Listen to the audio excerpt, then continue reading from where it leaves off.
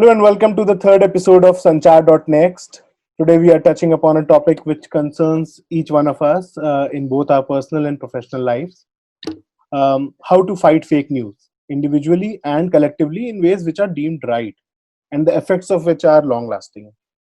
So before we move forward with today's discussion, a word of appreciation for our sponsor Communicate India, which is a 360 degrees brand solutions and PR firm. Thanks Akshara for supporting us. Good morning. I am Rahul Puri, editor of Agency Reporter, and my guests today are one of India's most noted journalists, as well as an author and broadcaster, Sagarika Ghosh. She definitely needs no introduction from me. She is currently a consulting editor with the Times of India. Welcome, Sagarika, and thanks for joining us today. Thanks, Rahul. Glad to be here. The second guest today is a highly placed communications professional. He is head corporate communication of Hero MotoCorp. Welcome, Bhartendu. Very glad you could join us today. Thank you, Rahul. Thanks for inviting me. And finally, we have founder of Communicate India, Akshara Lalwani. Thank you so much, Akshara, for being with us today and agreeing to moderate the session for us. Super. So great to have you, Sagarika and Bhartendu. I think we have a really important topic on our hands now that's got even more attention because of the magnitude of issues we are facing due to fake news currently. So I think what's very important is to understand for our audience here is what are the checks and balances being done at at publication houses or important wires like PTI, etc., to ensure that that the facts are actually accurate. Thanks a lot, Rahul and Akshara. Great to be here and lovely to be with Bhartendu on this discussion. I think it's a very important subject you've touched on, fake news, because, I think fake news, spin, propaganda, these things have been around for a long time, but lately they've acquired a kind of dominance. There's this sort of industrial production of fake news because of the technology available. Today you can create videos, you can morph videos, you can morph audios, you can create WhatsApp messages. The sheer technology that is available is leading to this fire hose of fake news that is coming at people from literally all directions. It's coming from, your WhatsApp, it's on Twitter, it's on social media, it's on Facebook. Wherever you go, you might find yourself vulnerable to fake news. And the issue really is, how do you deal with it? How do you recognize it? How do journalists combat it? Because ultimately, journalists will have to fight fake news. Now, let me start with an example from my personal life. I'm almost 30 years in journalism. I started in 1991 at the Times of India. I went on to Outlook and then Indian Express, CNN, IBN, and now back at Times of India. And I would like to say that, in all my work over 30 years, I'm now a very senior person, but my work is not controlled by me, in the sense that my copy goes to an editor, that goes to a copy editor, then that finally goes to a chief editor.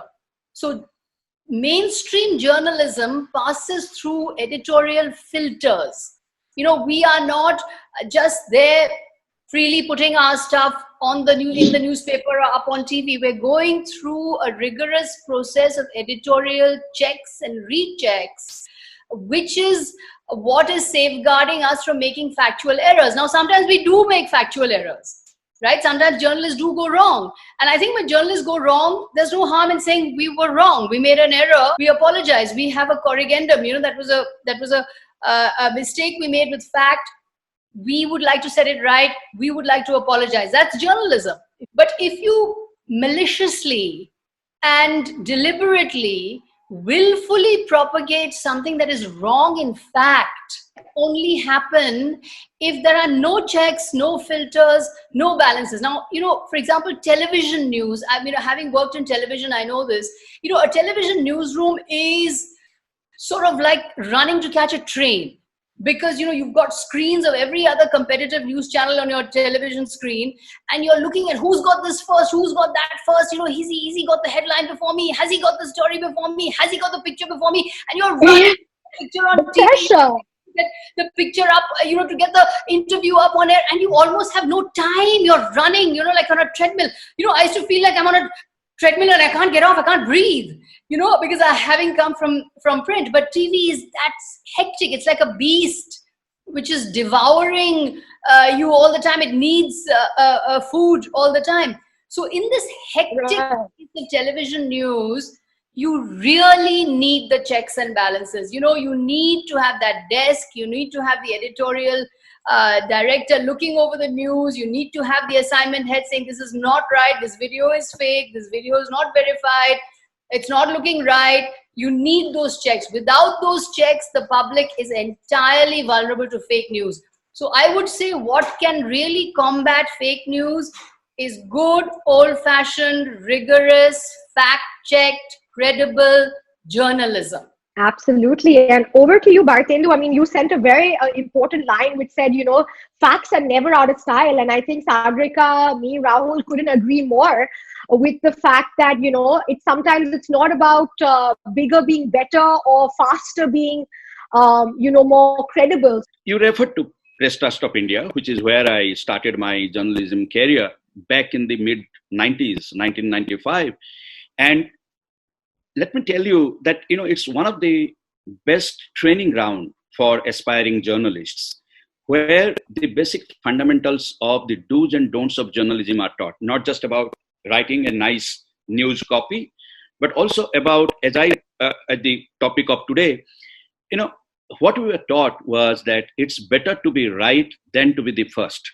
So, of course, I am talking about an era when television boom had not happened. So there was there was this struggle for getting the news first, or breaking news was not there. So none of us were under that pressure. But again, you were competing with other news wires. There were very active foreign news wires, Indian news wires, and you were competing with them. That said, what was still sacrosanct was getting a factually correct copy. And as Sagarika mentioned, the good old conventional news desk was always acting as the gatekeeper. The role is not just to the person sitting at the desk as either a news editor or even a sub-editor. His or her job is not just to correct the English or check the grammar, but also ensure that a factually correct copy is finally put on the wire, or in the newspaper in the case of a publishing house. Coming to what is today very loosely or very commonly referred to as fake news, I would define it very simply as factually incorrect news article which gets circulated in mass media through social media platforms, etc. If we go back historically, factually incorrect news always was there. Today we have given it a name called fake news, but factually incorrect news was always there. It was not proliferating because there was, one, no social media, and two, as Sagarika said, there was rigorous fact checking before putting out a news. Even otherwise, even if the news does not get into print, there used to be news floating around, and in those days it used to be called rumor because there was no social media, so it was relegated to a status called rumor. All of us used to fight that as well, because even in those days, in the absence of social media, rumor also had an equally potential to damage in the case of brands and products, your brand image or corporate reputation. Now, I think here, if you ask me how to then ensure that this kind of factually incorrect news does not exist in today's time, I think again it is the same question. The answer is the same. Back to the basics. Go back to the same old proven, tried and tested process of fact checking. Facts will never go out of style. So ensure that you are always, your obligation lies only to facts. So whether you are a journalist or whether you are a common reader, and I think in this case particularly because today the problem is a little more acute, I think equal responsibility lies also with social media platforms to put in place those systems and processes. I understand. I mean, today, of course, I mean, everybody has technology. And I think the answer will come from technology only. You have Google, you have WhatsApp, you have Facebook. Actually, some of the largest subscriber base of WhatsApp is now in India. So I'd like to ask you all, do you think telecom companies, anyone can be a news reporter right now, whether they have a smartphone, they become a news reporter, they want to do citizen journalism. So do you think Google and WhatsApp that make a lot of revenue and Facebook from India, including your telecom operators, rather than creating draconian regulations, can you create more information through them? And they also become gatekeepers like journalists about, the essence of verifying news before sharing it, being careful of how to identify fake news, guides and tips. Well, I think Facebook, for example, is alive to the fact that there is fake news and fake videos being uploaded. I think Mark Zuckerberg has himself spoken about this danger. I think Facebook is taking steps to ensure that, they do step back from allowing complete access to whatever videos people put up. I think they are putting algorithms in place by which, they check content. But you see, I think what you said is absolutely correct. Is, at the end of the day, Facebook, Google, Twitter, they have to decide, are they publishers or are they platforms? You see, if they're open source platforms, then anything goes. Anyone can put up any video. Whereas if you're publishers, then you have to check your content. But I think they pride themselves on not being publishers. They pride themselves on being Correct. open source platforms. But, as Bhartendu correctly said, I think they are, the solutions lie with the technology as well. So since they are open source platforms and they're putting, anyone can put up their videos and their content, the solution has to come from them. They have to step back. They have to look at what kind of material is being uploaded on their platforms. They have to look at what kind of WhatsApp messages are being circulated. And I would say that in our part of the world, where democracy is very fragile, our social harmony is very fragile. We live in a kind of hyper-polarized polity. We are very divided politically. There are so many cleavages in our society. In this scenario, this volatile, fragile, highly divided scenario, fake news can cost lives. They can spark riots, they can create social disturbance, they can lead to loss of property, loss of, well-being. I mean, it can have a serious physical effect on people. You've seen, rumors fueled on WhatsApp can actually lead to all kinds of heinous crimes. So, given this kind of effect that fake news through the avenue of technology can have on our fragile democracy and our very divided polity, given this impact, I think the platform providers, Facebook, WhatsApp, Google, Twitter, need to wake up to this. But the challenges are vast. How many fact checkers and video checkers are they going to have? Are they going to have millions of people checking videos, checking all the thousands of Facebook posts and videos and content that people are putting up? I mean, the challenge is huge because the numbers are so vast. But I would say that I think they are stepping back. There are cases where Facebook is taking down videos, Twitter is taking down videos. I mean, the problem is through social media technology. The solution also lies in social media technology and in the kind of technologies that these platforms are able to put in place. Sagarika, where you mentioned, it's important for the platforms, and Facebook's doing their part and Google is doing, and their revenue centers in India are massive. And India, like you said, is a very sensitive market that way, because it can be highly polarized, highly sensitive. There's been a mob mentality. It can lead to a lot of outcomes when there is fake news and, people get very emotional about it. Yeah. So my question is, Facebook has established their own center. WhatsApp has established their own center, Twitter. So what do you and Bhartendu think about, having peer reviews in the in the landscape of both social media as well as, other publishing houses. Well, I think that has to happen. I just think that also there's a lot of advertising technology that goes into social media.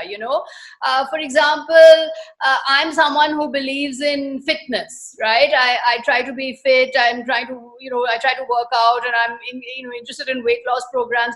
And I find that whichever page that I go to is telling me about fitness. I'm constantly getting ads on fitness. So they've worked out who I am. They've worked out this is my interest, and I'm getting bombarded with these messages. Now, if the same thing happens to political news or to news, that is, certain people think in a certain way, and therefore they'll be bombarded with only those messages. My ideological and political profile has been mapped, and I'm only getting information and I'm only getting news about that. Then society is getting divided because people are getting trapped in silos. They're not getting the whole picture. They're only getting selective stories which Facebook thinks they need to see, or Twitter what needs to appear on their timeline. So that's dangerous, because I think it drives people apart and makes society even more polarized. And I think in this context, I think there needs to be a big debate, and you're absolutely right, between the big platforms as to how how advertising technology, which makes sense in its own space, but how that technology mustn't impinge on news. You know what I'm saying? Absolutely. It needs to be a fine balance, right? And there needs to be clarity. And that's why peer review is extremely important. And, Exactly. Right. And that's what, Bhartendu, I'm sure when you send information at PTI, that the news goes to various publications, right? And they have the choice whether they want to pick it up or they don't, from that perspective. So what are your views on peer reviews there, and what do you think about that? Because, it definitely creates a more uniform point of view and different perspectives. And then people can choose what's right for them when they have those objective opinions out there. So, Akshara, in my view, I don't think there is an easy answer to that, or there is one solution which fits all kind of thing. Social media, again, it's a phenomenon which is still very young. It's still evolving.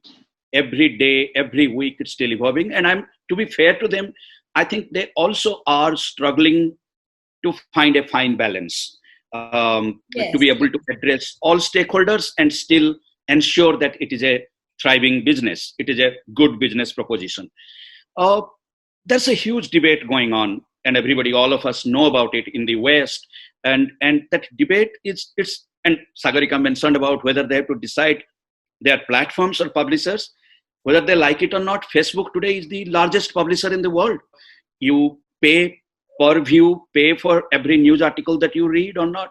In India, it's still not a phenomenon. We understand what Sagarika is saying, that if she is checking on fitness websites or news, then she is bombarded with that particular genre of... That particular thing is coming. That's AI. That is how AI is employed. That's the job of AI.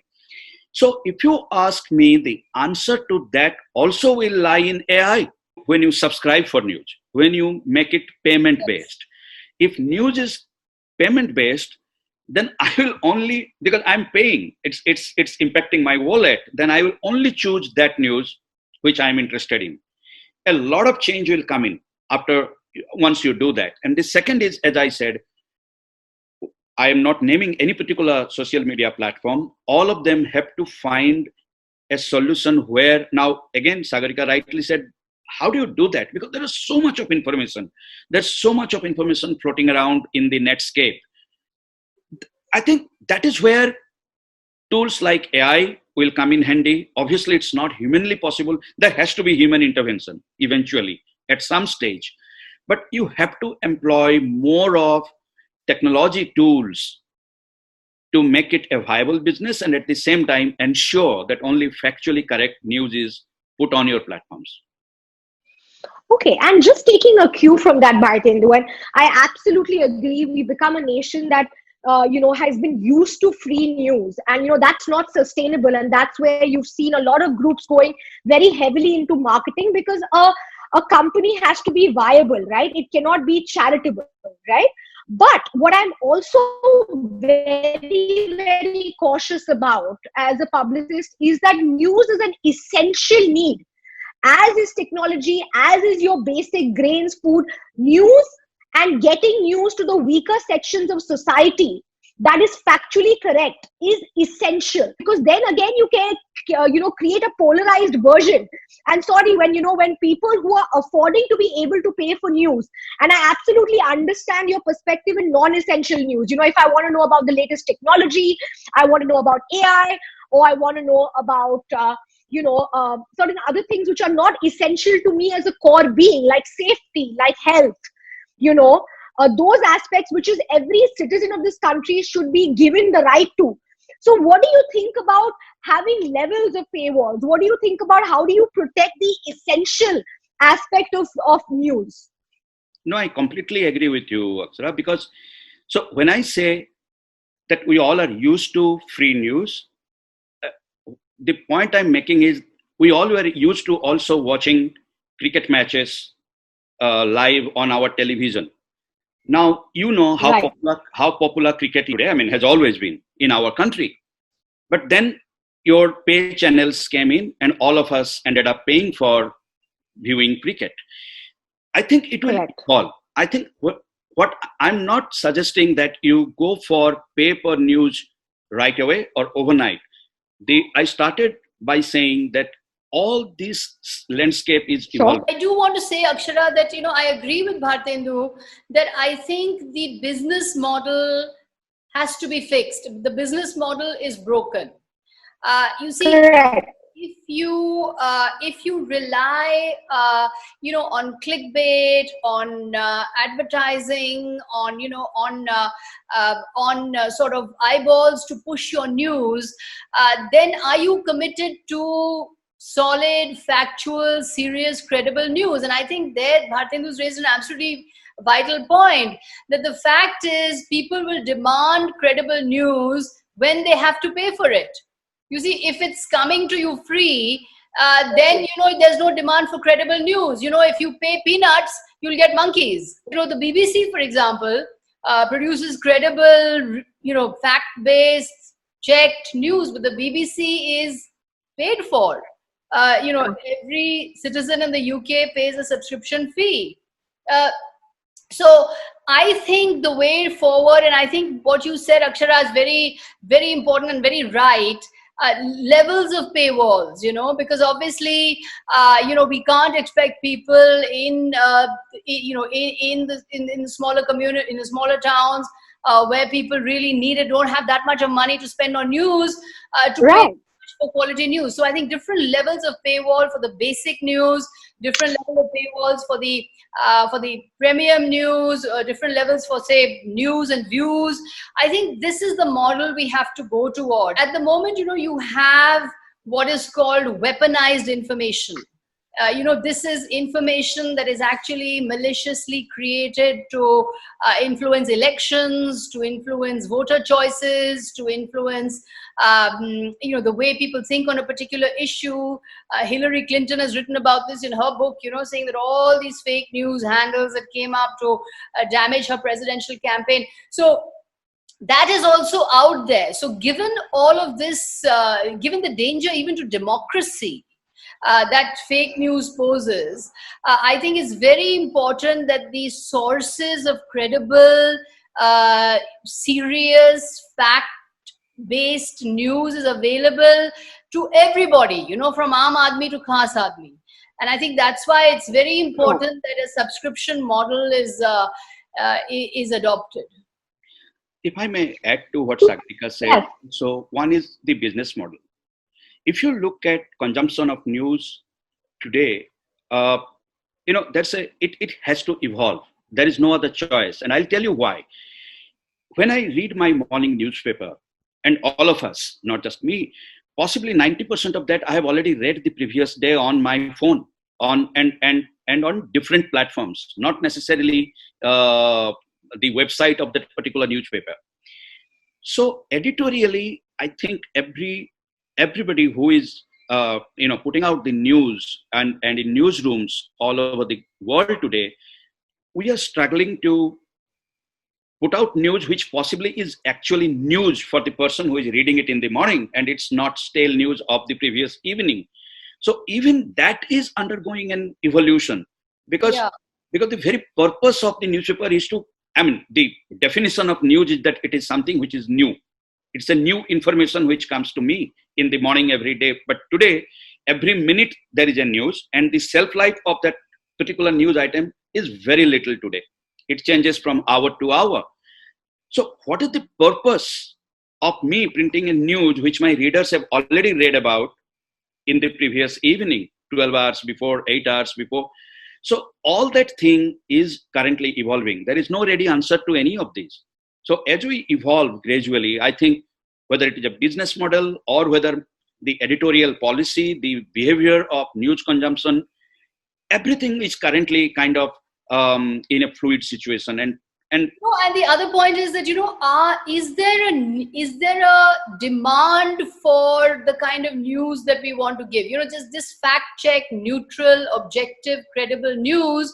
Is there even a demand for it? Are people willing to consume it? Because, sometimes it appears that people only want to consume the news that confirms their own political biases, that I think in a certain way, I believe a certain thing, therefore I only want to consume the news that will confirm what I believe. You know what I mean? And if anything else comes my way, I will say, oh, that's fake news. I don't believe it. So, that's also happening. That's also a trend, that people are getting so polarized. They don't want to actually, often consume, what Bhartendu was saying about how do we consume news. And people often maybe don't want to consume news that is challenging what they think, on both sides. So, how we as a society can mature as news consumers, I think is also important. That do we have an appetite for fact-based credible news, or are we just looking for the sensational news that is going to make us feel happy about what we think? Absolutely. And one last question, we've spoken about, and I know Rahul's where we've had a really interesting conversation, but I was just reading a report about Vietnam. If a citizen spreads incorrect information or misinformation, there's a penalty. So the sharing of information, like we talk on social media, and of course we're talking about pedigree journalism, which is there. But when you're talking about people who just have access to a smartphone, what do you think about regulatory bodies if you spread misinformation, having the right penalties in place that refrain people from making these radical statements, like, whether we've seen this cure for corona, whether we've spoken about this nationalistic divide, a lot of things across the board, which is what they believe in, but that has no genuine footing, and actually putting the consumer and the citizen responsible for it. Akshara, I think, I'm a little skeptical of governments stepping in to regulate what is fake news and what is news, because in 2018 the Ministry of Information and Broadcasting here in India had put out a fake news circular. I don't know if you remember that journalists who are accredited journalists who are seen putting out fake news will lose their accreditation. Now, an accredited journalist will never put out fake news, because an accredited journalist is a journalist who is accredited by the government, and he or she works in mainstream media, which is always checked. So for the government to threaten that, we'll take away your accreditation, to me smacks of sort of strong arm tactics. And I think any government of any political color should not be in a position where they're policing news, or fake news. Right. So that there are demands for to check what citizens put out over there and what citizens are putting up, and there are demands, as you rightly say, to check citizen journalism. But I don't think it's the ambit of a government or an administration. I'm with you on that.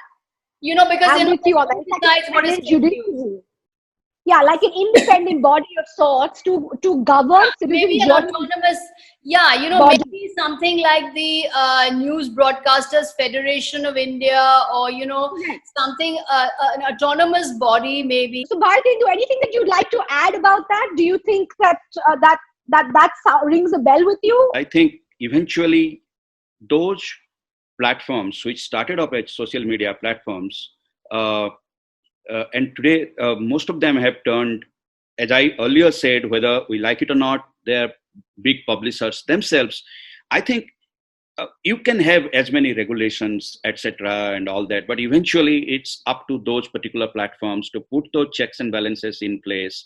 Otherwise, it will be extremely difficult for everyone to kind of then define what is factually incorrect news. What can be factually incorrect to me could be factually correct to you sometimes. So that is why it's called perception is reality. So now in that realm, I think eventually they have to take an editorial call, that because from a socially conversational platform, now that I have kind of evolved into a higher platform where I am disseminating news to the world at large, then I have far more responsibilities on myself to ensure that I disseminate those kind of news which is actually factually incorrect.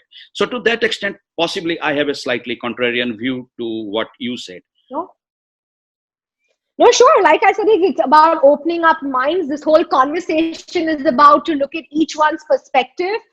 And, of course, there's going to be some consolidation happening in the space. And, I think it's been a very, very insightful conversation, Sagarika and Bhartendu. I just want to say that, I appeal to people to educate themselves, empower themselves. And, the technology is giving you the fake news. The technology is giving you all those viral videos, but use the technology to empower yourself. The days of just relying on one newspaper or one television channel are gone. You have your smartphone, check various news sources, check various websites, check various newspapers, and try and verify the news before you believe it. So, you have to be your own news curator. Wow. At a time Yes. when there's so much of fake news around, I would say use the technology to empower yourself and look at as many sources as possible. Absolutely. You couldn't have said it any better. Any last words, Bhartendu, from your end for our audiences here? No, I would only say that, and possibly I'm repeating myself, but I'm saying that facts should never go out of style. So which is why it is paramount on the part of organizations and people who are disseminating news to ensure the age-old practice of putting out news which is factually correct, verified, and rather get it right than be the first. Absolutely. Well, it's been delightful speaking to you both, and thank you for being so very candid and authentic to us and to our viewers. Rahul, over to you. It's been a delight having both our guests today. Awesome. Thank you, Akshara. Thank you, Sagarika. Thank you, Bhartendu, for joining us today. Really appreciate you all being here. See you next time. Thanks, Thank you. Rahul.